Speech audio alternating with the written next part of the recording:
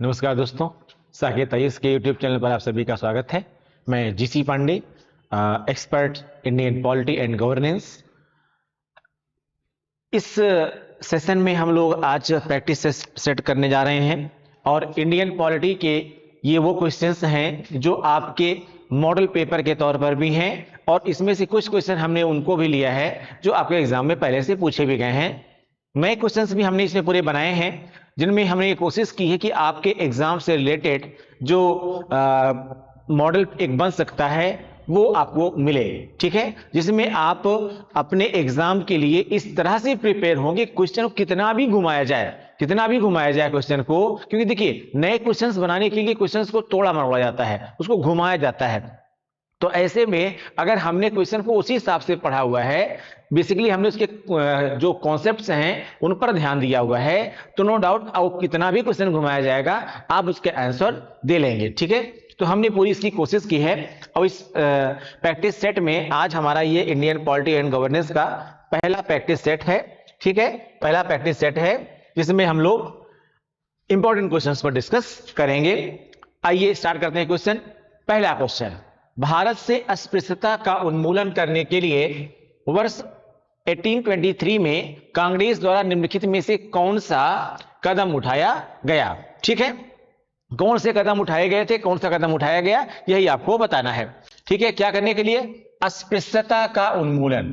Question कह रहा है अस्पृश्यता यानी अनटचेबिलिटी, ठीक है, अनटचेबिलिटी।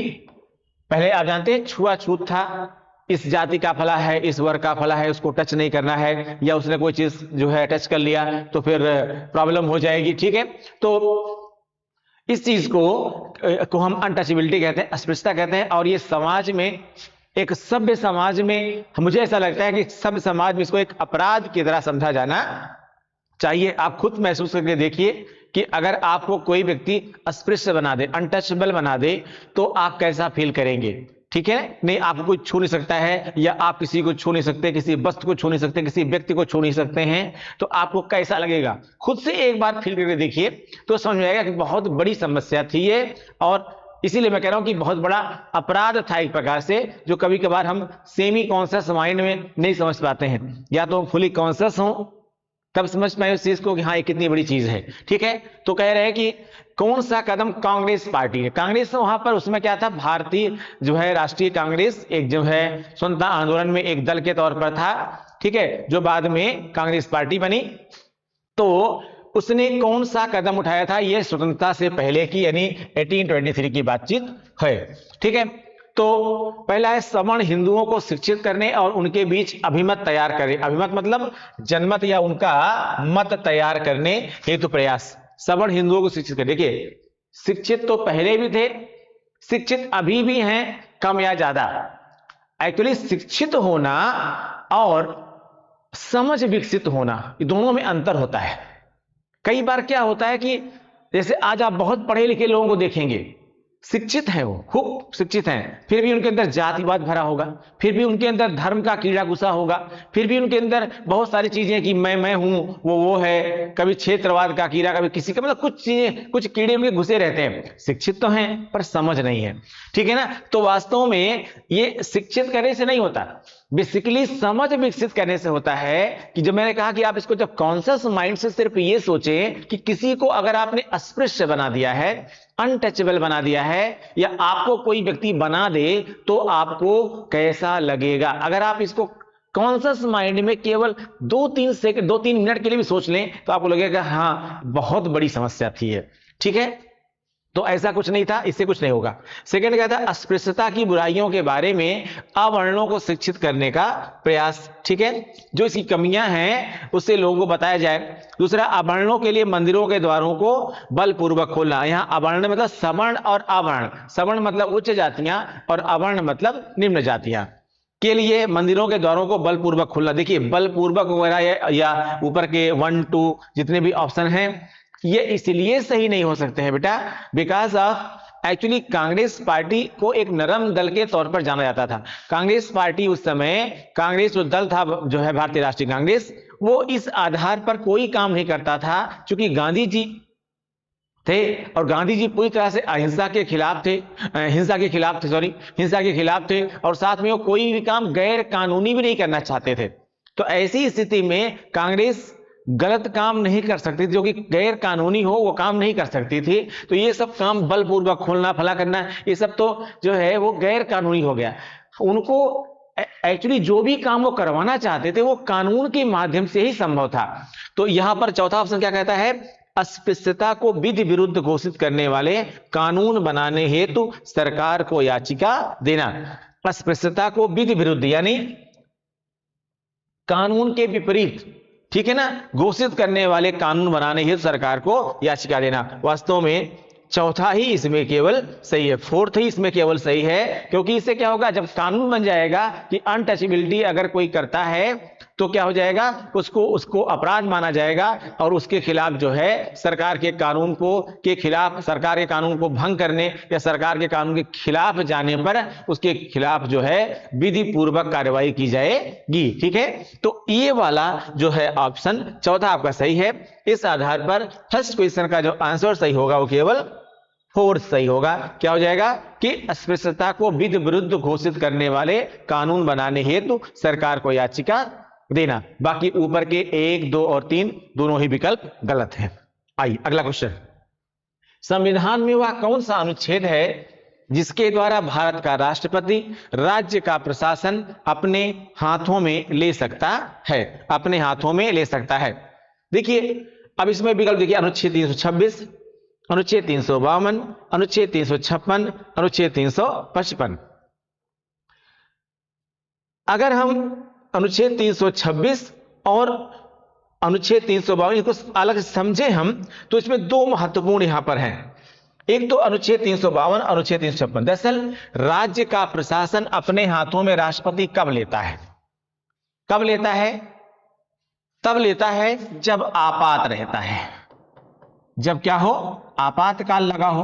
और जो आपातकाल है या जो आपात कह सकते हैं आप केवल, तो वो आपात कब होता है, वो आपात कब होता है या आपात कितने प्रकार का होता है। आपात जो है वो 3 प्रकार का होता है। एक अनुच्छेद 352 के थ्रू, एक अनुच्छेद 356 और एक अनुच्छेद 360। ठीक है, 352 को आप जानते हैं, इसे कहते हैं राष्ट्रीय आपात। इसे क्या बोलते हैं हम, राष्ट्रीय आपात। इसे बोलते हैं संवैधानिक आपात या राज्यों का आपात, या इसी को बोलते हैं राज्यपाल शासन, या उसी को बोलते हैं राष्ट्रपति शासन। और अनुच्छेद 360 है वित्तीय आपात। क्या है, वित्तीय आपात। ठीक है, अब देखिए अनुच्छेद 352 यानी राष्ट्रीय आपात। अब राष्ट्रीय आपात अगर लगा हुआ है तो राष्ट्रीय आपात का एक अलग प्रकरण है, उसमें राज्य की शक्तियां जो है राष्ट्रपति अपने हाथ में ले सकता है, लेकिन उसकी कंडीशंस क्या हैं, अलग प्रकार से हैं। यानी उस समय जो राज्य की सरकार रहती है वो अस्तित्व में रहती है, और राज्य की सरकार अस्तित्व में रहने के बावजूद भी बहुत सारे राज्य सूची के विषय हैं जो एक तरह से कह सकते हैं केंद्र के हाथ में आ जाते हैं। यहां क्वेश्चन ये नहीं कह रहा है, क्वेश्चन कह रहा है संविधान का वह कौन सा अनुच्छेद है जिसके द्वारा भारत का राष्ट्रपति राज्य का प्रशासन अपने हाथों में ले लेता है। अपने हाथों में लेने का मतलब यहां पर यह है कि वो खुद से ही पूरा शासन संचालित करे, और वो होता है अनुच्छेद 356 में, यानी राष्ट्रीय आपात में, सॉरी संवैधानिक आपात में।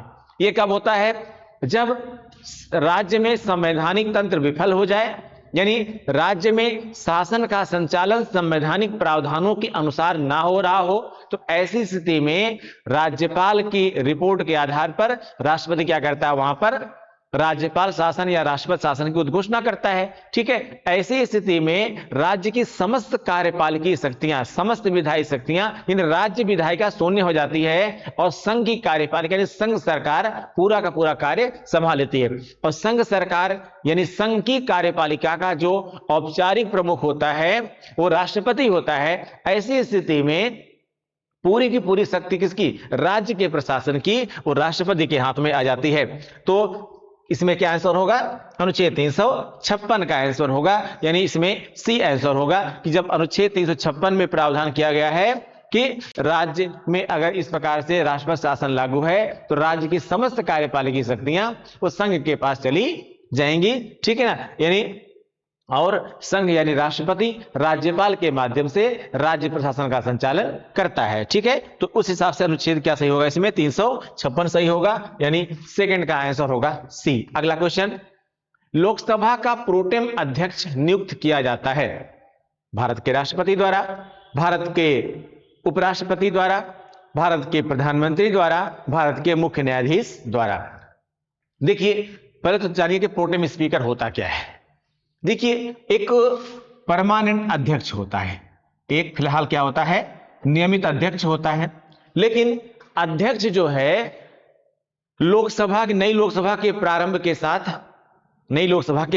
साथ जब अध्यक्ष का चुनाव हो जाता है तो अध्यक्ष के चुनाव के साथ ही वो अपना कार्यकाल पूरा करता है। लेकिन लोकसभा की समाप्ति के साथ ही वास्तव में अध्यक्ष का कार्यकाल भी समाप्त हो जाता है, क्योंकि अध्यक्ष भी लोकसभा का सदस्य ही रहता है। और अगर वर्तमान लोकसभा ही समाप्त हो गई तो ऐसे में अध्यक्ष का कोई मतलब नहीं है। लेकिन जब फिर से उसके बाद चुनाव होता है, चुनाव के बाद जब नई सरकार जब नई लोकसभा बनती है तो नई लोकसभा का जो पहला अधिवेशन होता है, यानी लोकसभा जब नई लोकसभा बैठती है तो उसमें कुछ कार्य होते हैं जो जिसको करना पड़ता है, जिसको अध्यक्ष को करना पड़ता है। यानी बिना अध्यक्ष के किसी भी सभा की कोई अध्यक्षता नहीं हो सकती है। तो वहां पर अब उसे क्या कहते हैं, निवर्तमान अध्यक्ष, लेकिन काम करेगा वो वर्तमान अध्यक्ष के तौर पर। तो क्या करेगा, वो सदन को आहूत किया जाएगा, सदन आएगा, बैठेगा सदन, ठीक है, लोकसभा बैठेगी। लेकिन इस बैठक के साथ ही जो निवर्तमान अध्यक्ष, जो पहले का अध्यक्ष था पुरानी लोकसभा का, वो क्या करेगा, एक प्रोटेम स्पीकर की नियुक्ति के बारे में बात करेगा। उस प्रोटेम स्पीकर को क्या है, प्रोटेम स्पीकर, उसका काम क्या, प्रोटेम स्पीकर एक तरह से सामाजिक अध्यक्ष हुआ और उसका काम है जो नई लोकसभा के सदस्य चुनकर के आए हैं, एक तो उनको क्या करना, ठीक है, जो हमारा प्रोटेम स्पीकर होता है, जो प्रोटेम स्पीकर होता है, इसका काम क्या है, दो काम इसके होते हैं। एक तो शपथ दिलाना, जो नए सदस्य आए हैं उनको क्या करना, शपथ दिलाना। और दूसरा काम क्या हुआ, नए नियमित अध्यक्ष यानी प्रोटेम स्पीकर का चुनाव करना, ठीक है, नए अध्यक्ष का चुनाव करवाना, ठीक है। तो ये दो काम इसके हुए। अब क्या करता है ये क्या करता है कि अब इस प्रोटेम स्पीकर की नियुक्ति कौन करता है, राष्ट्रपति करता है। पहले तो ऐसे समझिएगा, यहां पर आंसर क्या हो जाएगा, इस प्रोटेम स्पीकर की, प्रोटेम अध्यक्ष की नियुक्ति कौन करता है, राष्ट्रपति करता है। राष्ट्रपति प्रोटेम अध्यक्ष को शपथ भी दिलाते हैं और फिर उसके बाद जो है प्रोटेम स्पीकर क्या करते हैं, ये दो काम करते हैं। कौन, जो नए सदस्य आए रहते हैं उनको शपथ दिलाते हैं और शपथ दिलाने के साथ ही वो लोकसभा के सदस्य बनते हैं। लोकसभा के लिए केवल निर्वाचित हो जाना लोकसभा के सदस्य के तौर पर आपको ज्ञापित नहीं करता है। जब तक आपका शपथ ग्रहण नहीं हुआ है तब तक आप लोकसभा के सदस्य माने नहीं जाते हैं, ठीक है। तो पहला काम शपथ दिलाना। अब जब शपथ ले लिया आपने, अब लोकसभा के सदस्य हो गए आप, अब ऐसे में कुछ भी काम आप कर सकते हैं। क्या काम, एक नियमित अध्यक्ष बने, उस नियमित अध्यक्ष के लिए भी क्या होगा, निर्वाचन होगा। तो उस नियमित अध्यक्ष के निर्वाचन के लिए भी जो प्रोटेम स्पीकर होगा वही इसमें काम करता है। तो प्रोटेम स्पीकर क्या करेगा, नए अध्यक्ष के तौर पर नए अध्यक्ष का चुनाव करवाएगा। अब प्रोटेम स्पीकर नियुक्त किसको किया जाता है, देखिए प्रोटेम स्पीकर जो सबसे बड़ा दल है जो सरकार बनाने जा रहा है उससे भी हो सकता है, अपोजिट पार्टी से भी हो सकता है, किसी अन्य छोटे दल से भी हो सकता है। कोशिश ये की जाती है कि सीनियर हो यानी वरिष्ठ हो, दूसरा ऐसा व्यक्ति हो जिस पर लगभग सभी दल के लोग विश्वास कर सकें, सभी दल के लोग लगभग विश्वास कर सकें, यानी एक विश्वसनीय सांसद के तौर पर उसको जाना जाता हो, सभी दलों में उसकी विश्वसनीयता हो, उसी को प्रोटेम स्पीकर नियुक्त किया जाता है। कर्ता नियुक्ति कौन है, राष्ट्रपति करता है। कर्ता कौन नियुक्ति है, राष्ट्रपति करता है, लेकिन बताया कि कौन हो सकता है प्रोटेम स्पीकर, ठीक है। चलिए, तो आंसर क्या हो जाएगा इसमें, भारत के राष्ट्रपति द्वारा नियुक्ति की जाती है। भारत के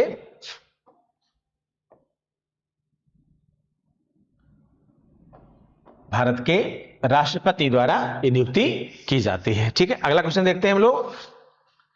नागरिक संशोधन अधिनियम 2015 के अंतर्गत निम्नलिखित में से कौन भारतीय कार्ड धारक प्रवासी नागरिक के रूप में पंजीकृत होने के लिए अर्ह यानी एलिजिबल नहीं है?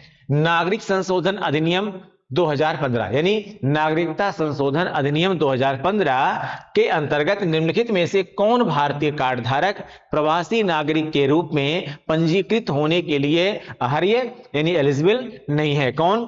एक अवयस्क बच्चा जिसके अभिभावक भारतीय नागरिक हैं। नहीं, ये अर्ह नहीं है, वास्तव में ये गलत है। दूसरा, भारतीय नागरिक की विदेशी मूल की पत्नी, भारतीय नागरिक की विदेशी मूल की पत्नी नहीं, विदेशी मूल की पत्नी भी इस तरह से नहीं हो सकती है, ठीक है ना, वो भी नहीं हो सकती है क्योंकि उसके लिए प्रावधान दूसरा है। कह रहा है ये वह भारतीय जो विभाजन के उपरांत पाकिस्तान प्रवासी हो गए। देखिए जो क्वेश्चन कह रहा है वो उसको समझिएगा, क्वेश्चन दूसरा कह रहा है, नहीं तो हम गलत हो जाएंगे। यहां क्वेश्चन ये कह रहा है कि कौन अर्ह नहीं है, तो वास्तव में ये भी एलिजिबल हैं, ये भी एलिजिबल हैं। और तीसरा कह रहा है कि यानी इनके लिए भी कार्ड मिलेगा, इनके भी कार्ड मिलेगा। क्यों भाई? ये एक अवयस्क बच्चा जिसके अभिभावक भारतीय नागरिक हैं, समझिएगा, ऐसा बच्चा जिसके अभिभावक क्या है? भारतीय नागरिक हैं। तो अगर भारतीय नागरिक उनके अभिभावक हैं यानी उनके माता पिता हैं, तो जाहिर सी बात है बच्चा तो अपने आप ही भारतीय माना जाएगा एक तरह से, ठीक है ना, या है तो प्रवासी लेकिन उनको भारतीय मूल का माना जाएगा, तो कार्ड मिल जाएगा, इसमें कोई प्रॉब्लम नहीं है। दूसरा, अगर आप यहां से गए विदेश, अब विदेश में आपने शादी कर ली, ठीक है, तो आपकी पत्नी, जाहिर सी बात है ना, या आप वहीं पर रह रहे हैं और आपने शादी की हुई है, वहीं विदेशी महिला शादी की हुई है आपने, तो भी तो वो जो है कार्ड लेने की हकदार हुई है क्योंकि आपकी पत्नी है, भले विदेशी मूल की है, इससे क्या होता है, ठीक है। ऐसा नहीं कि आप भारतीय मूल के हैं और आपकी पत्नी विदेशी मूल की है और तो अगर उसको भी कार्ड लेना है तो कार्ड नहीं मिलेगा, नहीं, उसको भी जो है ये भारतीय कार्ड धारक यानी प्रवासी नागरिक के रूप में माना जाएगा। सेकंड में से सी कह रहा है वह भारतीय जो विभाजन के उपरांत पाकिस्तान प्रवासी हो गए, नहीं, ये नहीं होंगे, ये नहीं होंगे। ऐसे भारतीय जो विभाजन के पश्चात कहां चले गए थे? पाकिस्तान चले गए थे। पाकिस्तान के किसी भी नागरिक को इस प्रकार के किसी भी कार्ड से संबंधित, ठीक है, कोई भी सुविधा नहीं दी जाती है।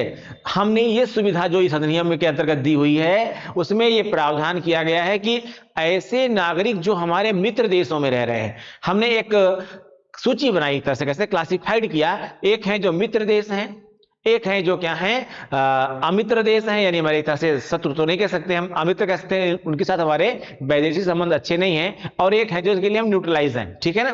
तो ऐसे में पाकिस्तान हमारे अमित्र देशों में आता है, यानी हमारे संबंध उसके कभी बेहतर नहीं रहे, और चूंकि भारत के विभाजन के पश्चात ही पाकिस्तान बना है, तो ऐसी स्थिति में और जब विभाजन हो गया, यहां से आप वहां चले गए, तो अब हम आपके ऊपर विश्वास नहीं कर सकते हैं। ऐसे में यह सुविधा इनको नहीं दी जाती है।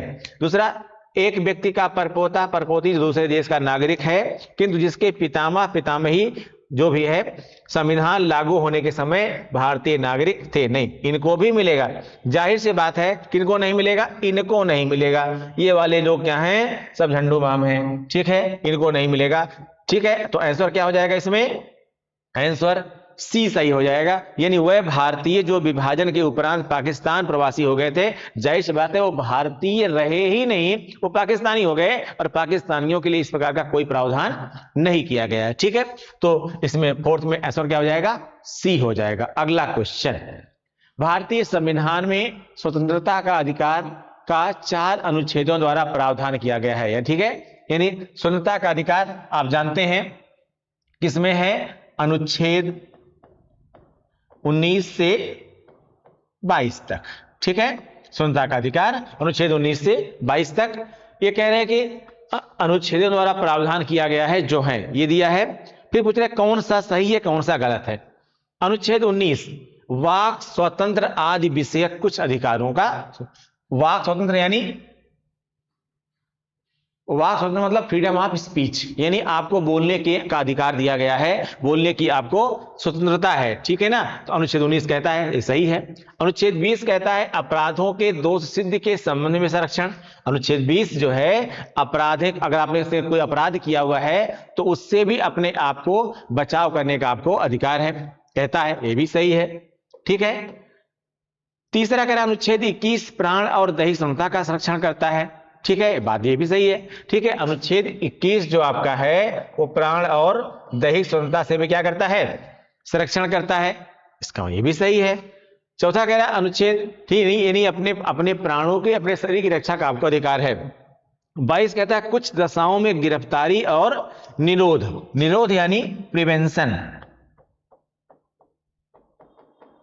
ठीक है ना, गिरफ्तारी यानी अरेस्ट। ठीक, कुछ दशाओं में गिरफ्तारी और निरोध से संरक्षण, बिल्कुल अनुच्छेद 22 भी ये कहता है कि आप जो है अपनी गिरफ्तारी से बचने के लिए कोर्ट में याचिका दायर कर सकते हैं। ठीक है ना, यानी अपनी गिरफ्तारी से पहले भी आप कोर्ट में याचिका दायर कर सकते हैं कि हमें बिना किसी सबूत के, बिना किसी उसके गिरफ्तार करने की बात हो रही है। एक दूसरा ये क्या है, निरोध यानी प्रिवेंशन से संरक्षण। दरअसल निरोध मतलब निरुद्ध करना है, निरुद्ध मतलब रोकना। इसमें जैसे आपने कहा नजरबंदी सुना होगा, नजरबंदी का मतलब ये होता है कि आपने कोई अपराध नहीं किया हुआ है, लेकिन आपके कहीं जाने से या कुछ बोलने से कहीं पर भी कोई दंगा फसाद हो सकता है। तो ऐसी स्थिति में आपको अपने घर में ही या किसी गेस्ट हाउस में या सरकार जहां समझे वहीं पर क्या कर दिया जाता है, एक तरह से चारों तरफ से घेर करके आपको वहीं पर बंद कर दिया जाता है। मतलब यह है कि आप जेल में नहीं, अपने घर में स्वतंत्र है, पूरा खूब घूमिए टहलिए, कोई दिक्कत नहीं है, लेकिन आप पब्लिक गैदरिंग नहीं कर सकते हैं और ना ही कोई वॉइस मैसेज या वीडियो आप वहां पर भेज सकते हैं। यानी ये एक तरह से सकते हैं गिरफ्तारी से पहले की जो है व्यवस्था है, जिसमें आपको एक जगह पर नजरबंद कर दिया गया है। और यहां रखिएगा, गिरफ्तार अगर आपको नजरबंद किया गया है इसका मतलब नहीं कि आपने कोई अपराध किया है या आप कोई दोषी हो गए। नजरबंदी 24 घंटे हो सकती है, 48 घंटे हो सकती है, 2-4 महीने की भी हो सकती है, लेकिन ये आपको किसी अपराध के लिए दोषी साबित नहीं करता है। इसमें फिलहाल ये चारों सही हैं, तो कुल मिला के क्या हो जाएगा, उपर्युक्त सभी सही हैं। ठीक है, उपर्युक्त सभी सही हैं, यानी इसमें आंसर क्या हो जाएगा, आपका आंसर हो जाएगा 4। ठीक है, अनुच्छेद 19 से 22 तक में ये प्रावधान दिए गए हैं। ठीक है, तो अगला क्वेश्चन होगा इसमें 6 क्वेश्चन, कोई विधेयक जिसमें केवल व्यय अंतर्वलित है। ठीक है, अंतर्वलित है मतलब केवल व्यय संबंधी बात हो रही है बस। ठीक है ना, कोई एक्सपेंस से रिलेटेड कोई बात हो रही है और अनुच्छेद 110 में विनिर्दिष्ट यानी गाइडेड कोई विषय उसमें सम्मिलित नहीं है। ठीक है ना,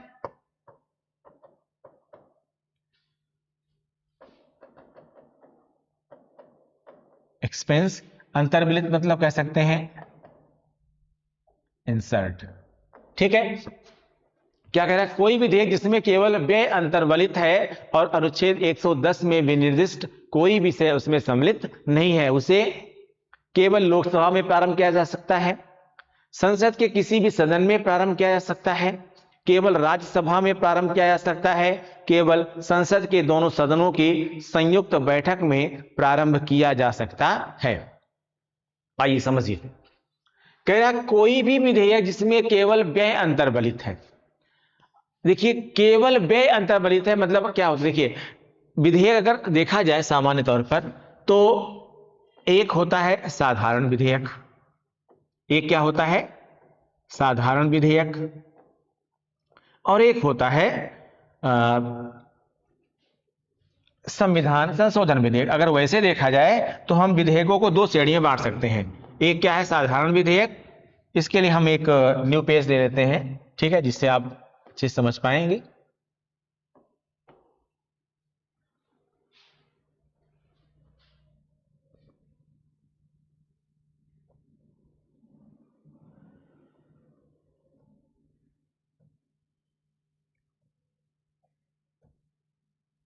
देखिए, अगर हम विधेयकों की बात करें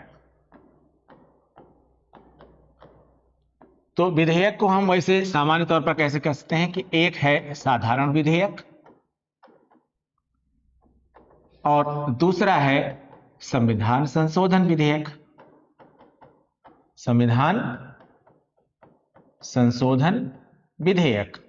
ठीक है, साधारण विधेयक को हम 2 तरह से कह सकते हैं, एक है सामान्य विधेयक और दूसरा है वित्त विधेयक।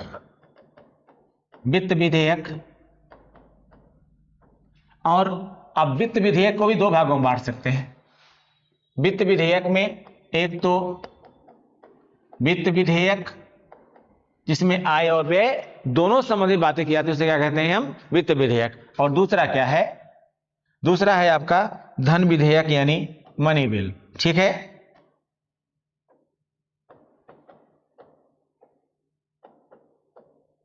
धन विधेयक।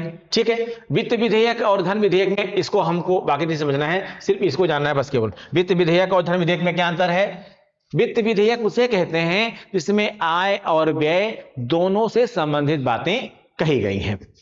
लेकिन धन विधेयक उसे कहते हैं जिसमें केवल और केवल धन संबंधी बात की गई है, यानी या तो केवल खर्च की बात की गई है, यानी एक्सपेंस कैसे होगा, या उसकी इनकमिंग कैसे होगी, यानी उसमें या तो कोई टैक्स लगाना हो या कोई टैक्स हटाना हो। ठीक है, या जो है संचित निधि से, भारत की संचित निधि से आकस्मिक तौर पर कोई धन निकालना है, या राष्ट्रपति की आकस्मिक निधि से भी कोई धन निकालना है। ठीक है, लेकिन चूंकि राष्ट्रपति की आकस्मिक निधि से धन निकालने के लिए किसी विधेयक की जरूरत नहीं पड़ती है, लेकिन संचित निधि से अगर कोई धन निकालना है, ठीक है, या धन डालना है, यानी कोई टैक्स नया लगाना है या टैक्स हटाना है, जो कुछ भी है, तो उससे संबंधित मामले क्या बोलते हैं? केवल धन विधेयक कहते हैं। ठीक है, अब इसके बारे में बात क्या की गई है? इसके बारे में बात की गई है अनुच्छेद 110 में। इसमें अनुच्छेद 110 में बात की गई है। ठीक है, क्वेश्चन आपका क्या कह रहा है?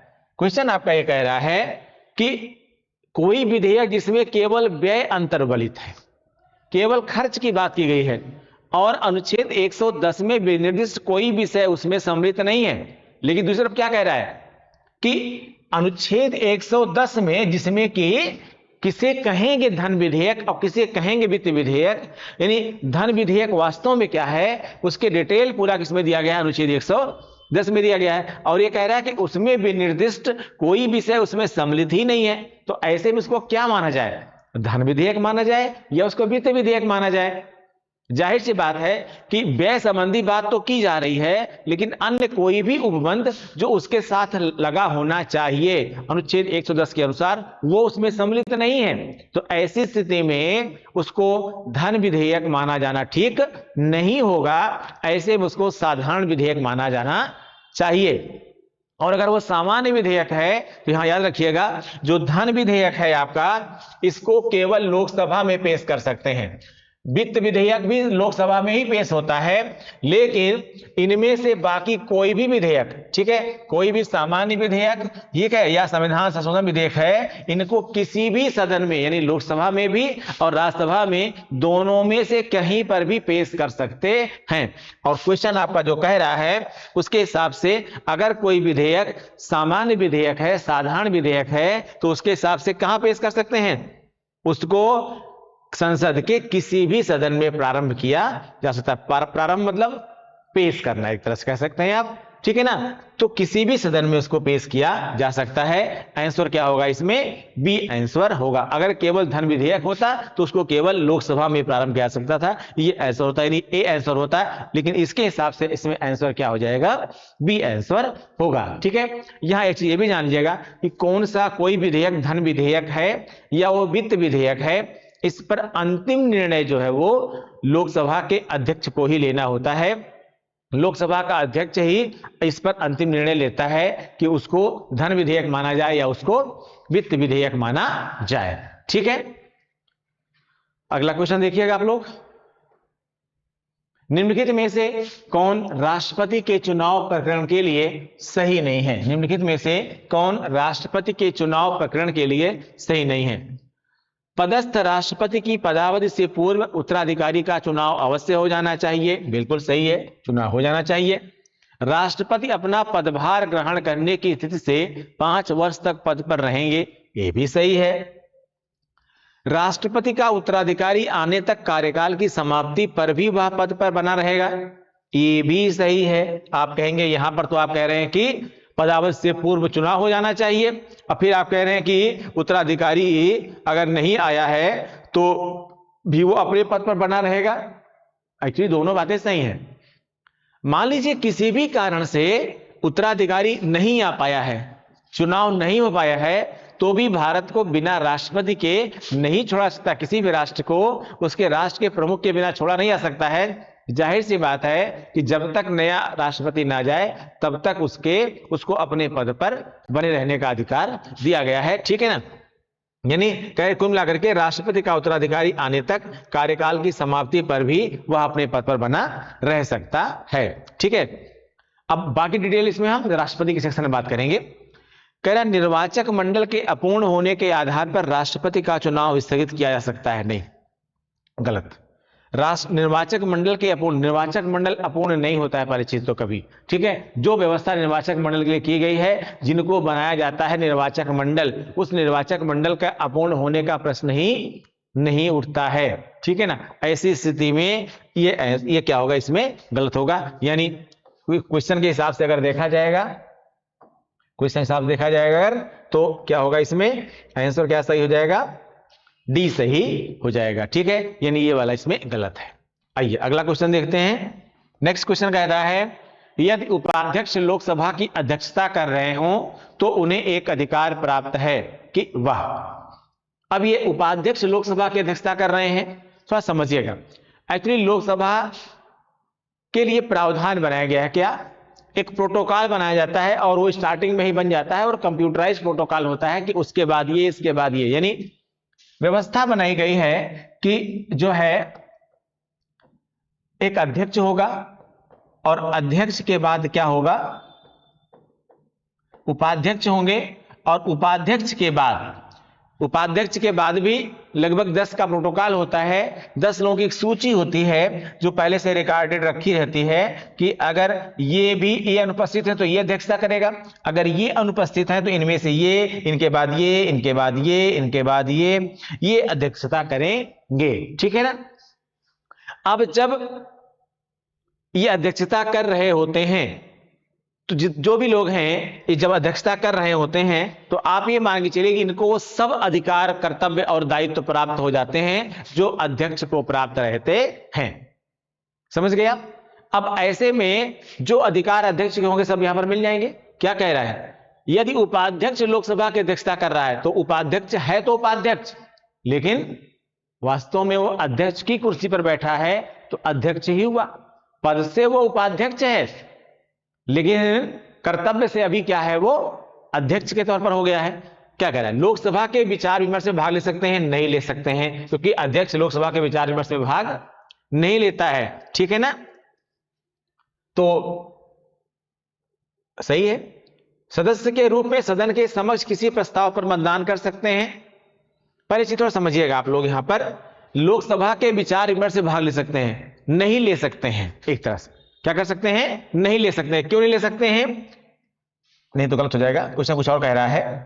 क्वेश्चन ये कह रहा है कि यदि उपाध्यक्ष लोकसभा की अध्यक्षता कर रहे हो तो उन्हें एक अधिकार प्राप्त है। कौन सा अधिकार प्राप्त है, विचार विमर्श का अधिकार प्राप्त है। विचार विमर्श का अधिकार उनको प्राप्त नहीं होता है, क्योंकि वो एक मेंबर के तौर पर बहस नहीं कर सकते हैं, वो अध्यक्ष के तौर पर बहस कर सकते हैं, लेकिन मेंबर के तौर पर बहस नहीं कर सकते हैं। ठीक है ना, तो ये गलत है, ये गलत है। दूसरा कह रहा है कि सदस्य के रूप में सदन के समक्ष किसी प्रस्ताव पर मतदान कर सकते हैं। नहीं, सदन के समक्ष सदस्य के रूप में किसी प्रस्ताव पर मतदान कर सकते हैं, नहीं कर सकते हैं। सामान्य तौर पर मतदान वो नहीं कर सकते हैं। मत बराबरी की अवस्था में, सी क्या कह रहा है, मत बराबरी की अवस्था में मतदान कर सकते हैं। हां, क्योंकि यही अधिकार अध्यक्ष को भी होता है कि अगर किसी भी मामले में मतदान हो रहा हो और उस यानी मत विभाजन हो रहा हो और मत विभाजन में स्थिति कैसे आ गई हो, 50-50 की स्थिति आ गई हो, तो इसमें एक डिसाइडिंग वोटर चाहिए। ठीक है, और डिसाइडिंग वोटर जो होता है वो अध्यक्ष होता है। अब चूंकि यहां उपाध्यक्ष अध्यक्षता कर रहे हैं तो ऐसे में उनको भी अधिकार प्राप्त हो जाता है, यानी वो भी इसमें अपना एक निर्णायक मत दे सकते हैं। जब वो निर्णायक मत दे देंगे तो क्या हो जाएगा, इधर जाएगा मत तो इधर 51 हो गया, इधर जाएगा तो इधर 51 हो गया। ठीक है ना, यानी डिसाइडिंग वोट दे सकते हैं। बिल्कुल ये वाला अधिकार है। डी कह रहा है अध्यक्ष की अनुपस्थिति में संसद की संयुक्त, नहीं, स्पष्ट प्रावधान किया गया है कि संसद की अगर संयुक्त बैठक का प्रावधान है, संयुक्त बैठक बुलाने की व्यवस्था, अगर संयुक्त बैठक बुलानी पड़ रही है तो हमेशा ज्वाइंट पार्लियामेंट्री सेशन यानी संयुक्त बैठक की अध्यक्षता कौन करता है? अध्यक्ष ही करता है, ठीक है ना। और अगर अध्यक्ष नहीं है तो ऐसा नहीं हो सकता है कि संयुक्त बैठक हो पाए, ठीक है। इसलिए इसमें क्या होगा आंसर? इसलिए इसमें आंसर जो होगा आपका वो सी होगा, ठीक है। यानी मत बराबरी की अवस्था में मतदान कर सकते हैं, ठीक है। अगला क्वेश्चन, पदासीन राष्ट्रपति की पदावधि की समाप्ति से भिन्न, पदावधि राष्ट्रपति की पदावधि की समाप्ति से भिन्न किसी कारण से उत्पन्न होने वाली रिक्त की दशा में रिक्त भरने के लिए निर्वाचन अवश्य हो जाना चाहिए। कह रहा है कि जो राष्ट्रपति वर्तमान में हैं, अगर किसी कारण से राष्ट्रपति अब नहीं है यानी उनका पद खाली है, तो ऐसी स्थिति में उस रिक्ति को भरने के लिए यानी उस पद से संबंधित निर्वाचन हो जाना चाहिए। कब? रिक्त होने की तिथि से 6 माह के भीतर, रिक्त होने की तिथि से 1 वर्ष बाद, रिक्ति की तिथि से 9 माह बाद, रिक्ति की तिथि से 7 माह, यानी जब पद खाली है उस तिथि से कितने दिन के अंदर, कितने महीने के अंदर नए राष्ट्रपति का निर्वाचन अवश्य हो जाना चाहिए। तो वास्तव में वो जो अवधि है वो क्या है? जो अवधि है वो क्या है? 6 माह, 6 महीने के अंदर नए राष्ट्रपति का चुनाव अवश्य हो जाना चाहिए। तब तक अस्थायी राष्ट्रपति जो है, जो कि राष्ट्रपति के रूप में काम कर रहे होंगे, वो काम कर सकते हैं, लेकिन नियमित जो है वो राष्ट्रपति का चुनाव 6 महीने के अंदर हो जाना चाहिए, ठीक है। आइए अगला क्वेश्चन, प्राक्कलन समिति के सदस्यों का कार्यकाल होता है। प्राक्कलन समिति, ठीक है, 3 तरह की समितियां होती हैं। आप वित्तीय समितियों की अगर हम बात करें तो 3 बहुत महत्वपूर्ण समितियां हैं। एक है पब्लिक अकाउंट कमेटी यानी लोक लेखा समिति, लोक लेखा समिति। एक है लोक उपक्रम समिति, लोक उपक्रम समिति। और तीसरा है प्राक्कलन समिति, प्राक्कलन समिति यानी एस्टीमेट कमेटी, ठीक है। ये सरकार के प्राक्कलनों की की जांच करती है, सरकार को प्राक्कलन करने में यानी एस्टीमेट बनाने में सहायता करती है, ठीक है। एक तरह सरकार के अंग के तौर पर काम करती हैं। एक्चुअली इन तीनों समितियों का जो कार्यकाल होता है वो सबका 1 वर्ष ही होता है, सबका 1 वर्ष ही होता है। यानी इनका भी टेन्योर 1 ईयर, इनका भी टेन्योर 1 ईयर, ठीक है, इनका भी टेन्योर 1 ईयर होता है, ठीक है ना। तो जाहिर सी बात क्या होगा इसमें आंसर? इसमें आंसर आपका हो जाएगा 1 वर्ष का, ठीक है। क्या हो जाएगा इसमें आंसर? 1 वर्ष का हो जाएगा। प्राक्कलन समिति के सदस्यों का कार्यकाल कितना होता है? 1 वर्ष का होता है, ठीक है। अगला क्वेश्चन देखते हैं, जब एक ही व्यक्ति को 2 या अधिक राज्यों का राज्यपाल नियुक्त किया जाता है तो उस राज्यपाल को संदेय उपलब्धियां और भत्ते होंगे। आप जानते हैं भारतीय संविधान में प्रावधान है कि एक ही व्यक्ति को 2 या 2 से अधिक राज्यों का राज्यपाल भी बनाया जा सकता है, या यानी उसको अतिरिक्त कार्यभार भी दिया जा सकता है। अब क्वेश्चन जो पूछ रहा है उसके हिसाब से ये भी कह रहा है कि जो उसको वेतन और भत्ते मिलते हैं, क्या मिलते हैं? 2 चीजें मिलती हैं किसी व्यक्ति को, एक तो वेतन मिलता है यानी सैलरी मिलती है, दूसरा अलाउंसेज मिलता है यानी भत्ते मिलते हैं, ठीक है ना। तो वेतन का प्रावधान समझिएगा, किसी भी व्यक्ति को वेतन जो होता है वो केवल एक पद के लिए मिलता है, एक ही कार्य के लिए मिलता है, ठीक है। जैसे मान लीजिए कि आप सपोज दैट आप एयरफोर्स में थे, आप फोर्स से रिटायर हो गए और प्राइमरी में टीचर हो गए, तो फोर्स से रिटायर की आपको पेंशन मिलेगी, लेकिन आप खुद हम फोर्स में भी रहें और साथ में प्राइमरी टीचर भी रहें, तो एक व्यक्ति 2 पद पर नहीं रह सकता है। और अगर है भी किसी कारण से, जैसे कि यहाँ राज्यपाल की व्यवस्था है, तो भी उसको सैलरी एक ही पोस्ट की मिलेगी। तो वेतन में तो कोई चेंज होता नहीं है, ठीक है। दूसरा होता है अलाउंसेस, जो तरह तरह के भत्ते मिलते हैं। क्वेश्चन कह रहा है कि वो भत्ते कहां से मिलेंगे? दोनों राज्यों से मिलेंगे या क्या होगा? राज्यपाल की व्यक्ति इच्छा अनुसार, जो राज्यपाल मांगेगा, जो उसकी इच्छा होगी उस पर मिलेगा? नहीं, बिल्कुल नहीं। राष्ट्रपति के निर्णय अनुसार, राष्ट्रपति की निर्णय के अनुसार, तो यहाँ राष्ट्रपति बायस्ड भी हो सकता है, ये भी ठीक नहीं है। गृह मंत्रालय के निर्णय अनुसार, नहीं, ये भी नहीं हो सकता। इसे उन राज्यों के बीच ऐसे अनुपात में आवंटित किया जाएगा जैसा राष्ट्रपति आदेश द्वारा अवधारित करें। एक्चुअली कंफ्यूजन आपको यहां पर और यहां पर हो सकता था कि वो राष्ट्रपति के निर्णय अनुसार, या एक्चुअली अगर ये विकल्प नहीं होता तो राष्ट्रपति के निर्णय अनुसार सही हो जाता, लेकिन क्योंकि निर्णय तो यहां पर राष्ट्रपति का ही होगा, लेकिन यहां पर दोनों चीजें हैं, उन राज्यों के बीच ऐसे अनुपात में आवंटित किया जाएगा। तो राज्यों के बीच बांटा जाना है, तो जाहिर सी बात है कि मामला राष्ट्रपति के निर्णय से ही होगा, लेकिन वो ये देखेगा कि किसी भी राज्य का नुकसान ना हो या कोई भी राज्य उसके लिए जो है ओवरलोड भी ना हो, यानी उसके ऊपर अधिक जो है खर्च जो है अधिक व्यय का जो है मामला भी ना आने पाए। तो ऐसे में आंसर क्या सही हो जाएगा? आंसर सही हो जाएगा आपका डी। ठीक है, क्या सही हो जाएगा? डी। इसे उन राज्यों के बीच ऐसे अनुपात में आवंटित किया जाएगा जैसा राष्ट्रपति आदेश द्वारा अवधारित करें। ठीक है, अगला क्वेश्चन, निम्नलिखित में से क्या सत्य नहीं है? क्या सत्य नहीं है? ध्यान दीजिएगा, सत्य क्या नहीं है? सत्य नहीं है। कई बार ऐसे क्वेश्चन में गलतियां आपसे होती हैं कि हम जो है सत्य नहीं है के बजाय सत्य है पढ़ लेते हैं, इसलिए ध्यान दीजिएगा, हमेशा उसको ऑनलाइन करिएगा। तो क्या कह रहा है? राष्ट्रपति या राज्यपाल को शासकीय कार्यों के लिए विधिक कार्यवाही से उन्मुक्ति है। राष्ट्रपति या राज्यपाल को शासकीय कार्यों के लिए विधिक कार्यवाही से उन्मुक्ति है। हाँ, बात सही है कि अगर अपने वो जो टेन्योर उनका है वर्तमान कार्यकाल के दौरान उनको उनके खिलाफ जो है जो भी शासन में काम कर रहे हैं, यानी सरकार में जो भी काम कर रहे हैं, सरकार के किसी भी कार्य के लिए राज्यपाल या जो है राष्ट्रपति को अदालती कार्यवाहियों से मुक्त रखा गया, यानी उन कार्यों के लिए अदालत में वो जिम्मेदार किसी प्रकार से नहीं है। ठीक है। दूसरा, कोई यानी उन पर कोई मुकदमा वगैरह नहीं कह सकता है। सेकंड अगर कोई न्यायालय राज्यपाल को किसी कर्तव्य पालन के लिए विवश नहीं कर सकता। कोई न्यायालय राज्यपाल को किसी कर्तव्य पालन के लिए विवश नहीं कर सकता। यहां एक चीज ध्यान दीजिएगा आप, ठीक है, कि ये बात सही है कि कोई भी कोर्ट ये नहीं कह सकती है कि नहीं आपको ये काम 100% करना ही करना चाहिए, ये काम 100% करना ही करना चाहिए, ऐसा नहीं कर सकता। तो ये भी कार्य सही है। एक राज्यपाल को व्यक्तिगत कार्यों हेतु सिविल कार्यवाही लाने के लिए सिविल कार्यवाही लाने के लिए 2 मास की लिखित सूचना अवश्य देनी चाहिए।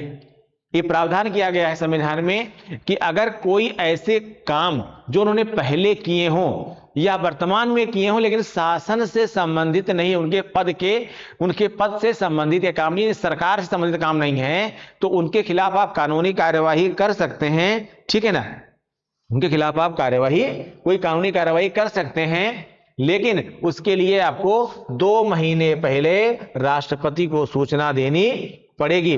2 महीने पहले राष्ट्रपति को सूचना देनी पड़ेगी। ठीक है ना, तो सॉरी 2 महीने पहले राज्यपाल को सूचना देनी पड़ेगी। राज्यपाल के बारे में बात कर रहा है यहां पर। ठीक है, तो जाहिर सी बात है कि ये भी सही, ये भी गलत नहीं है, क्योंकि गलत पूछना ना, सत्य नहीं है। फिर कह रहा है मंत्रियों द्वारा राष्ट्रपति या राज्यपाल को दिए गए सलाह को जांचने के लिए न्यायालय अधिकृत है। नहीं, ये गलत है। ये क्या है? गलत है। जाहिर सी बात है, आंसर के हिसाब से क्या हो जाएगा?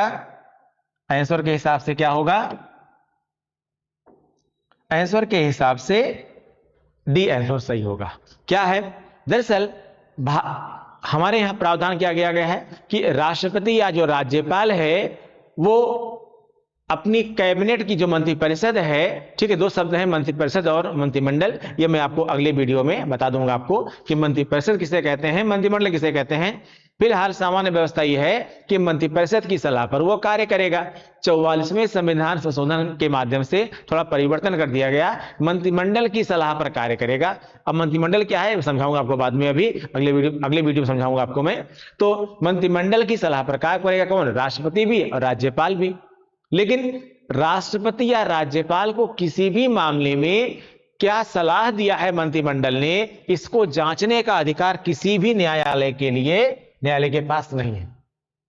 आपने अपने मन से निर्णय ले लिया है, या जो निर्णय या जो आपके मंत्रिमंडल ने सलाह दी हुई है, किसको, राष्ट्रपति को या राज्यपाल को, वो जो है उसके आधार पर आपने निर्णय लिया हुआ है। तो एक्चुअली व्यवस्था तो वही है, लेकिन वो सलाह क्या थी आपको, उस सलाह को जांचने का अधिकार किसके पास, न्यायालय के पास नहीं है। ठीक है ना। तो जाहिर सी बात ये कथन गलत है। इसके हिसाब से आंसर क्या सही होगा, डी सही होगा। अगला क्वेश्चन देखिएगा आप लोग, निम्नलिखित में से कौन एक राज्य के विधानमंडल के किसी सदस्य के निर्हरता से संबंधित किसी प्रश्न का विनिश्चय करने हेतु अंतिम सत्ता है। ठीक है, निर्हरता मतलब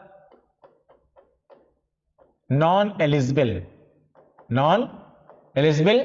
ठीक है, यानी किसी भी सदस्य को, वो सदस्य अब वास्तव में उस सदन का सदस्य नहीं है, किसी भी सदस्य को कि उस सदन का सदस्य है या नहीं है, फाइनली उस पर निर्णय करने का अधिकार किसके पास है। एक्चुअली किसी भी, ध्यान दीजिएगा, विधानमंडल में, कहां पूछ रहा है ये, विधानमंडल, ये राज्यों के मामले में पूछ रहा है। यहां ये ध्यान देने की बात आपको है, एक्चुअली इससे संबंधित निर्णय करता है विधानसभा का अध्यक्ष, लेकिन विधानसभा के अध्यक्ष के निर्णय के बाद फाइनली जो फाइल जाती है वो कहां जाती है, राज्यपाल के पास जाती है, और राज्यपाल उस पर अंतिम निर्णय करता है। ठीक है ना। तो अल्टीमेटली उस हिसाब से, जिस हिसाब से क्वेश्चन पूछ रहा है, उसके हिसाब से आंसर क्या हो जाएगा इसमें, राज्यपाल। यानी 13 का आंसर क्या हो जाएगा इसमें, ए आंसर होगा कि किसको कौन एलिजिबल है, कौन एलिजिबल नहीं है, उस पर अंतिम निर्णय कौन लेता है, राज्यपाल लेता है। अगला क्वेश्चन देखते हैं, संविधान के किस अनुच्छेद के अंतर्गत भारत के राष्ट्रपति को अध्यादेश जारी करने की शक्ति प्राप्त है। अध्यादेश यानी ऑर्डिनेंस, ऑर्डिनेंस। पहले तो जान लीजिएगा कि ये जो अध्यादेश होता है ये होता क्या है। एक्चुअली हमारे यहां देखिए व्यवस्था क्या बनाई गई है, इससे ब्रिटेन से थोड़ी सी भिन्न व्यवस्था है। क्या व्यवस्था है, ब्रिटेन में व्यवस्था यह है कि भाई वहां पर संसद का सत्र जो है वो हमेशा ही चलता रहता है। ठीक है ना, संसद का सत्र क्या होता है, चलता रहता है। हमारे यहाँ क्या है, सत्र की व्यवस्था की गई, 3 प्रकार के सत्र हमारे यहाँ चलते हैं। ठीक है ना, जो एक पर्टिकुलर, एक नियमित अंतराल पर चलते हैं। लेकिन एक्चुअली सरकार तो हमेशा चलती रहती है ना, और सरकार जो है जब चलती रहती है तो कभी कभी आपात की स्थितियां भी हो सकती हैं, और उस आपात की स्थिति में क्या हो जाता है कि कभी किसी भी, यानी अगर कोई आपात आ गई है, यानी कोई ऐसी समस्या आ गई जहां पर सरकार को किसी विषय से संबंधित, या सरकार को ऐसा लगता है कि अभी हमारा अगला सत्र आने में टाइम है, तो या तो क्या करे, उसके लिए विशेष सत्र बुलाए, स्पेशल सेशन बुलाए। अब स्पेशल सेशन बुलाने के लिए अच्छा खासा खर्च करना पड़ता सरकार को, लेकिन किसी एक काम के लिए अगर जरूरत नहीं है तो उसके लिए विशेष सत्र बुलाया जाए, ये ठीक नहीं है। ऐसे में संविधान में यह प्रावधान किया गया है, क्या प्रावधान किया गया है कि अगर जो है कोई ऐसी आपात स्थिति आ जाए जहां पर आपको कानून बनाने की जरूरत है, तो सरकार राष्ट्रपति के माध्यम से वो कानून बना सकती है। राष्ट्रपति क्या अधिकार है, राष्ट्रपति को अधिकार है अनुच्छेद 123 के अंतर्गत, क्या कि अनुच्छेद 123 ये कहता है कि राष्ट्रपति को अध्यादेश जारी करने का अधिकार है। यानी किसी भी आपात स्थिति में सरकार एक विधेयक का प्रारूप तैयार करती है, राष्ट्रपति के पास उस विधेयक के प्रारूप को भेजती है, राष्ट्रपति उस पर हस्ताक्षर कर देते हैं, और उनके साइन करने के साथ ही वो कानून बन जाता है, यानी एक तरह से नियमित कानून के तौर पर काम करने लगता है। लेकिन चूंकि व्यवस्था क्या है, हमारे यहां कानून बनता कहां है, कानून बनता है संसद में, संसद का सत्र अभी चल नहीं रहा है, तो अध्यादेश से कानून तो बन जाएगा। ये जो साइन कर दिया इसको क्या बोलते हैं, अध्यादेश बोलते हैं। यानी संसद का सत्र अस्तित्व में नहीं है, लेकिन सरकार को किसी भी आपात स्थिति के कानून की आवश्यकता है, तो ऐसे में सरकार एक विधेयक का प्रारूप बना करके वो राष्ट्रपति के पास भेज सकती है, और राष्ट्रपति के हस्ताक्षर के साथ वो एक तरह से कानून के तौर पर काम करने लगता है। लेकिन ये अस्थायी कानून है, टेम्पोररी है, बिकॉज ऑफ इसको संसद ने नहीं बनाया है। तो क्या होगा, इसको नियमित कैसे किया जा सकता है, अगर सरकार चाहती है इसको नियमित करना है आगे, तो इसकी व्यवस्था क्या है। यहां पर कई किताबों में कंफ्यूजन है, जो समझा रहे हैं हम उसको थोड़ा ध्यान समझिएगा और याद रखिएगा। प्रावधान यह है कि जो अब यानी जब अध्यादेश बना उसके बाद जो भी नया सत्र आएगा, जो भी सत्र होगा, वो मानसून सत्र है, ठीक है, बजट सेशन है, कुछ भी है, इससे मतलब नहीं है, जो भी नया सत्र आएगा, जब भी आएगा, यानी नए सत्र के आरंभ के, याद रखिएगा, नए सत्र के आरंभ के 6 सप्ताह, नए सत्र के आरंभ के 6 सप्ताह के भीतर उस अध्यादेश को दोनों सदनों के द्वारा पारित करना आवश्यक है। ठीक है, अध्यादेश जो बना हुआ है उस अध्यादेश को जब भी नया सत्र आएगा तो नए सत्र के आरंभ के, मान लीजिए कि 1 तारीख से कोई नया सेशन शुरू हो रहा है, तो उस सेशन से 6 सप्ताह यानी 1.5 महीना, ठीक है, उस 6 सप्ताह के भीतर उस अध्यादेश को, जो कि अनुच्छेद 123 के तहत राष्ट्रपति ने साइन किया है, उस अध्यादेश का दोनों सदनों से पारित होना आवश्यक है। अगर यह पारित नहीं होता है तो ऐसे में वो अध्यादेश शून्य हो जाएगा। हां, अगर सरकार चाहे तो इसके बाद फिर से कानून, फिर से नया अध्यादेश ला सकती है, उसके 2 दिन बाद ला सकती है, लेकिन फिलहाल वो जो है क्या होगा, नए सत्र के आरंभ के 6 सप्ताह के भीतर अगर वो पारित नहीं किया गया सदन से, तो फिर उसको वो स्वतः ही क्या हो जाएगा, समाप्त हो जाएगा। ठीक है, फिलहाल क्वेश्चन क्या पूछ रहा है, संविधान के किस अनुच्छेद के अंतर्गत भारत के राष्ट्रपति को अध्यादेश जारी करने की शक्ति प्रदत्त है? किसके? अनुच्छेद 123 के अंतर्गत है। आंसर क्या सही होगा इसमें? बी सही होगा। ठीक है, अगला क्वेश्चन देखते हैं। अगला क्वेश्चन कह रहा है, भारत के सर्वोच्च न्यायालय का परामर्श दात्री अधिकार से प्रयुक्त होता है। भारत के सर्वोच्च न्यायालय का परामर्शदात्री अधिकार से प्रयुक्त होता है। परामर्शदात्री यानी एडवाइजरी, एक तरह से अधिकार से प्रयुक्त होता है कि वह सार्वजनिक महत्व के कानूनी या तथ्यात्मक मामलों में राष्ट्रपति को परामर्श दे सकता है, यानी किसी लीगल वे में या किसी फैक्चुअल मामले में, ठीक है, वो राष्ट्रपति को परामर्श दे सकता है। अगला कह रहा है, सभी संवैधानिक मामलों में भारत सरकार को परामर्श दे सकता है। सभी संवैधानिक मामलों में भारत सरकार को परामर्श दे सकता है। तीसरा कह रहा है, विधिक मामलों में प्रधानमंत्री को परामर्श दे सकता है, यानी लीगल मैटर में राष्ट्रपति प्रधानमंत्री को सलाह दे सकता है? नहीं, प्रधानमंत्री को सलाह नहीं दे सकता है वो।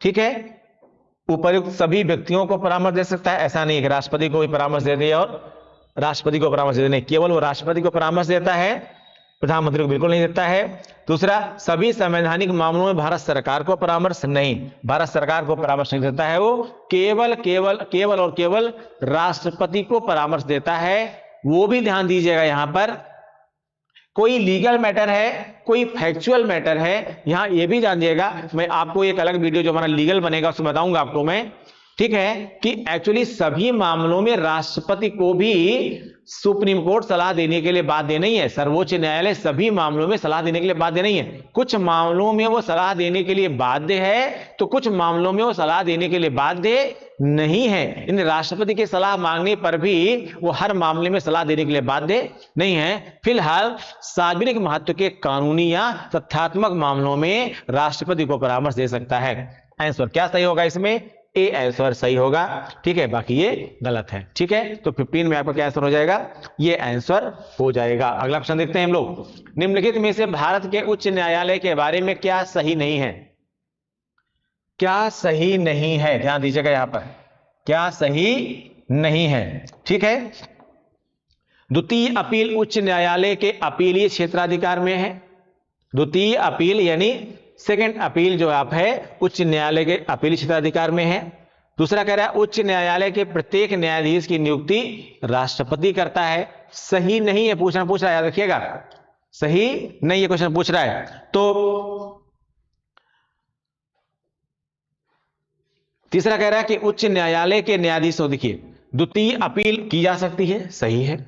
उच्च न्यायालय के प्रत्येक न्यायाधीश की नियुक्ति कौन करता है? राष्ट्रपति करता है, याद रखिएगा। राज्यपाल राज्यपाल न्यायाधीशों को चुनने के का जो कोलेजियम है उस कोलेजियम में होता है, लेकिन नियुक्ति कौन करता है? राज्यपाल शपथ जरूर दिलाता है नए न्यायाधीशों की, लेकिन उनकी नियुक्ति किसके प्रसाद पर्यंत नियुक्त होते हैं? तो राष्ट्रपति के प्रसाद पर्यंत नियुक्त होते हैं। ठीक है, प्रत्येक न्यायाधीश की नियुक्ति कौन करता है? राष्ट्रपति करता है, सही है। तीसरा कह रहा है उच्च न्यायालय के न्यायाधीशों की नियुक्ति राज्यपाल करता है। ये दोनों कैसे सही हो सकता है भाई? अगर यहां पर नियुक्ति राष्ट्रपति कर रहा है तो यहां पर वही नियुक्ति राज्यपाल कैसे कर सकता है? जाहिर सी बात है ये गलत है। ठीक है, फिर कह रहा है उच्च न्यायालय लोकहितवाद से संबंधित आवेदन स्वीकार कर सकता है। बिल्कुल, जनहित याचिकाएं सुप्रीम कोर्ट भी स्वीकार कर सकता है और हाई कोर्ट भी स्वीकार कर सकता है, तो जाहिर सी बात है ये भी सही है। ठीक है, तो आंसर के हिसाब से क्या होगा? आंसर के हिसाब से आपका गलत कौन सा है? गलत है सी। उच्च न्यायालय के न्यायाधीशों की नियुक्ति कौन करता है? राष्ट्रपति करता है, राज्यपाल नहीं करता है। नेक्स्ट क्वेश्चन देखते हैं। निम्नलिखित में से भारत के संविधान में उल्लिखित भाषाओं के बारे में क्या सही है? राज्य भाषाई अल्पसंख्यकों को प्राथमिक विद्यालयों में शिक्षा के क्या सही है? क्या पूछ रहा है? क्या सही है? राज्य भाषाई अल्पसंख्यकों को प्राथमिक विद्यालयों में शिक्षा के माध्यम के रूप में उनकी मातृभाषा चुनने के लिए बाध्य कर सकता है? नहीं, जबरदस्ती थोड़ा कोई काम करा लेंगे आप किसी से, वो गलत है। अंगिका अब संविधान की 8वीं अनुसूची में सम्मिलित है। अंगिका क्या है? अब संविधान की 8वीं अनुसूची में सम्मिलित है, ये भी सही है। ठीक है, क्या सही है पूछ रहा है? ना ना ना ना ना ना ना, नहीं गलत है। ठीक है, फिर क्या हिंदी भारत की राष्ट्रीय भाषा है ना? भारत की राष्ट्रीय भाषा को राजकाज की भाषा स्वीकार किया गया है। हिंदी को राजकाज की भाषा से, यानी जो राजकाज होते हैं उसमें जो है इसको वरीयता देनी चाहिए, यह बात की गई है, पर राष्ट्रभाषा नहीं है। ठीक है, बोडो संविधान की 8वीं अनुसूची में स्वीकृत भाषा है। ठीक है, ये बिल्कुल सही है। बोडो क्या है? ये बोडो क्या है? बोडो एक जनजाति है और उसी की भाषा है, ये पूर्वोत्तर में पाई जाती है, संविधान की 8वीं अनुसूची में स्वीकृत भाषा है। ठीक है, ये क्या है? इसमें सही है, बाकी सब क्या है? गलत है। तो आंसर क्या हो जाएगा इसमें? डी आंसर हो जाएगा। अगला क्या है? निम्नलिखित में से भारतीय संविधान के किस संशोधन द्वारा अनुच्छेद 19(1)(c) में सहकारी समितियां यानी कोऑपरेटिव कमेटीज, सहकारी समितियां शब्द जोड़ा गया? कहां जोड़ा गया? 42वें संशोधन अधिनियम द्वारा, 73वें संशोधन अधिनियम द्वारा, 57वां संशोधन अधिनियम 2011, 36वां संशोधन अधिनियम 1975। एक्चुअली ये जो सहकारी समितियों के संदर्भ में जो ये चीजें उसमें जोड़ी गई, किसमें? अनुच्छेद 19(1)(c) में, यानी स्वतंत्रता के अधिकार से संबंधित ये जोड़ा गया था। 57वां संविधान संशोधन हुआ था, कब हुआ था? 2011 में हुआ था, उसमें ये जोड़ा गया था। और ये क्वेश्चन कई जगह रिपीट किया गया है, इसलिए रिपीटेड क्वेश्चन है ये। इस क्वेश्चन को ध्यान दीजिएगा आप लोग, और कई बार तोड़ मोड़ क्वेश्चन पूछा गया है। ठीक है, ये 97वां संशोधन अधिनियम 2011 था। ठीक है, अगला क्वेश्चन देखिए। पंचायती राज सम्मिलित किया गया है संघ सूची में, राज्य सूची में, समवर्ती सूची में, अवशिष्ट सूची में। 3 प्रकार की सूचियां बनाई गई हैं। एक सूची क्या है? संघ सूची, जिस पर केवल और केवल संघ सूची में जितने भी विषय शामिल किए गए हैं उस पर केवल और केवल किसको अधिकार है? संघ को अधिकार है। दूसरा क्या है? राज्य सूची में। राज्य सूची में ऐसे विषय सम्मिलित किए गए हैं जिन पर राज्यों को कानून बनाने का अधिकार प्राप्त है। हाँ, आपातकाल की स्थिति में वो उनका अधिकार केंद्र के पास भी आ जाता है। बहुत सारे प्रावधान है, बाद में बात करेंगे। तीसरी है समवर्ती सूची, कॉन्करेंट लिस्ट है। कॉन्करेंट लिस्ट में यानी समवर्ती सूची में ऐसे विषयों को शामिल किया गया है जिस पर केंद्र और राज्य दोनों कानून बना सकते हैं। ठीक है, लेकिन अगर दोनों के कानूनों में टकराहट होती है तो जो केंद्र का कानून है, जो संघ का कानून है, वही प्रभावी माना जाएगा। ठीक है, जैसे आरक्षण है तो कहीं पर कुछ जातियां केंद्र की सूची में ओबीसी में आती हैं तो राज्य की सूची में जो है वो एससी में आती हैं। कुछ जातियां केंद्र की सूची में जो है वो केंद्र में जो है वो सामान्य वर्ग में आती हैं, जनरल में आती हैं, तो राज्यों में वो ओबीसी में आती हैं। और विवाद भी कई जातियों को लेकर के होता है। तो मैंने एग्जाम्पल दिया आपको। ठीक है, यानी लेकिन उसमें प्रभावी कौन होगा? केंद्र का कानून ही प्रभावी होगा। ठीक है, जैसे मान लीजिए कोई केंद्रीय विश्वविद्यालय है, उसमें आप एडमिशन ले रहे हैं, केंद्र की सूची में आप सामान्य में आते हैं, लेकिन आप जो है राज्य की सूची में ओबीसी में आते हैं। तो चूंकि अगर केंद्रीय विश्वविद्यालय है वहां पर एडमिशन ले रहे हैं तो इसमें जो केंद्रीय आरक्षण का नियम है वही लागू होगा, यानी आप सामान्य वर्ग में माने जाएंगे। ठीक है, तो एक चौथी भी सूची बनाई गई है, वो है अवशिष्ट सूची। ऐसा कोई विषय जो इनमें से किसी भी सूची में नहीं शामिल है, किसी भी सूची में शामिल नहीं है, तो ऐसे में उसको कहां शामिल किया जाता है? अवशिष्ट सूची में शामिल किया जाता है। ठीक है ना।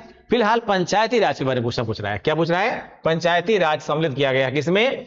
एक्चुअली पंचायती राज राज्य सूची में सम्मिलित किया गया है। क्यों ऐसा? इसलिए किया गया है क्योंकि एक्चुअली पंचायती राज व्यवस्था राज्यों के लिए ही तो थी। राज्यों में स्थानीय स्वशासन के लिए ही पंचायती राज व्यवस्था थी, और चूंकि उनके राज्य में संघ का इंटरफेयर करना एक तरह से था। अगर संघ हस्तक्षेप कर रहा है तो राज्य के संदर्भ में, केंद्र राज्य संबंधों के संदर्भ में इसको अच्छा माना नहीं जाता।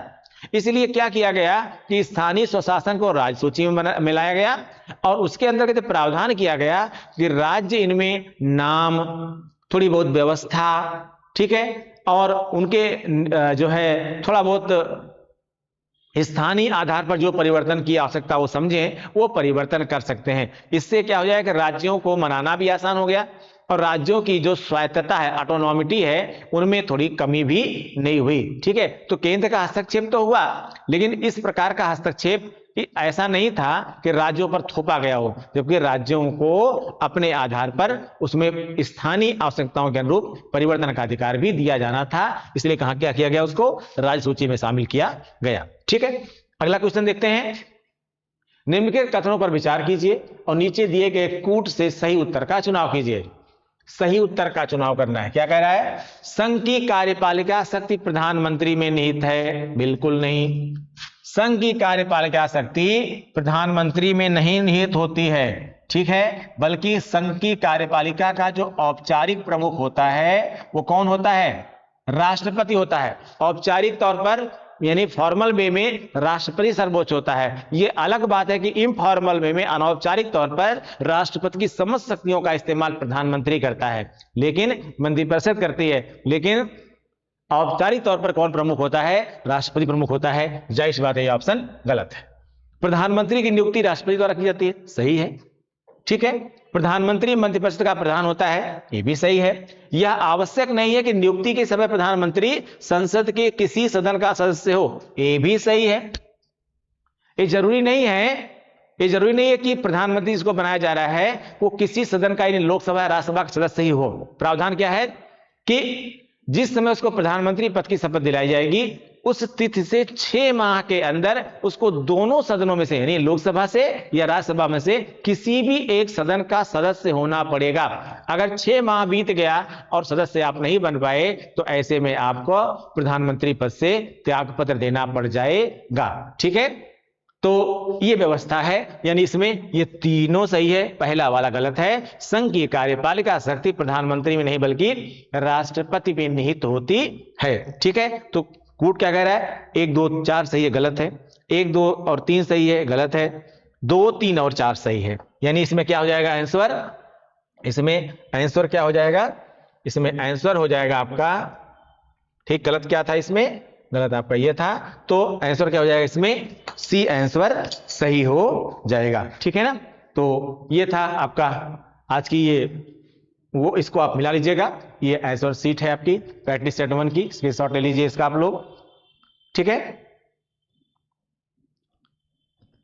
मिलते हैं नए प्रैक्टिस सेट के साथ। Thank you.